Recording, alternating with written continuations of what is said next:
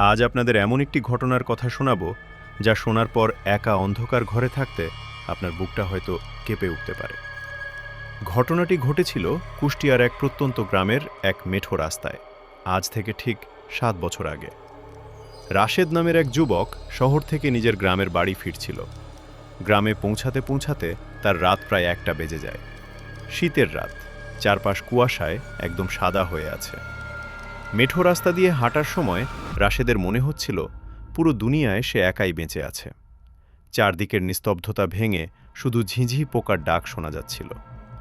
হাঁটতে হাঁটতে রাশেদ যখন মাঠের মাঝখানের একটা বিশাল পুরনো বটগাছের কাছে পৌঁছালে, তখন সে হঠাৎ খেয়াল করল কুয়াশার ভেতর দিয়ে তার একটু সামনে একজন লোক হেঁটে যাচ্ছে। লোকটার পরনে সাদা চাদর এবং সে খুব ধীর গতিতে পথ চলছে। এই নির্জন রাতে একা হাঁটার চেয়ে একজন সঙ্গী পাওয়া ভাগ্যের ব্যাপার ভেবে রাশেদ একটু জোরে হেঁটে লোকটার পাশে গিয়ে দাঁড়াল। রাশেদ জিজ্ঞেস করল, ভাই, আপনিও কি রূপপুর গ্রামের দিকে যাচ্ছেন? লোকটি কোনো কথা বলল না, শুধু মাথা নাড়ল। রাশেদ আবার বলল, শীতটা আজ বড্ড বেশি, তাই না? এবারও কোনো উত্তর নেই। লোকটা চাদর মুড়ি দিয়ে সোজা তাকিয়ে হেঁটে যাচ্ছে।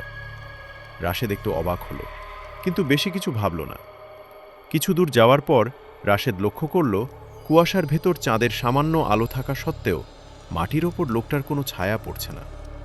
যেখানে রাশেদের নিজের ছায়া স্পষ্ট দেখা যাচ্ছে, সেখানে লোকটার পায়ের নিচে কেবলই শূন্যতা। ভয়ে রাশেদের গায়ের লোম খাড়া হয়ে উঠল। সে গোপনে লোকটার পায়ের দিকে তাকাল। কুয়াশা ভেদ করে সে যা দেখল তা দেখার জন্য সে মোটেও প্রস্তুত ছিল না। লোকটার দুটো পা হাঁটু থেকে পেছনের দিকে ঘোরানো, অর্থাৎ পা দুটো উল্টো। রাশেদ ভয়ে চিৎকার দিতে চাইল, কিন্তু তার গলা দিয়ে কোনো আওয়াজ বের হল না। সে থমকে দাঁড়িয়ে পড়ল। রাশেদ দাঁড়িয়ে পড়তেই সামনের চাদর মুড়ি দেওয়া লোকটাও থমকে দাঁড়াল। এরপর লোকটা খুব ধীরে ধীরে নিজের ঘাড়টি ১৮০ ডিগ্রি ঘুরিয়ে একদম পেছনের দিকে নিয়ে আসলো। চাদরের ভেতর থেকে বেরিয়ে এলো এক বীভৎস মুখ, যার চোখ দুটো জ্বলন্ত কয়লার মতো লাল এবং মুখ বেয়ে কালো রক্ত ঝরছে।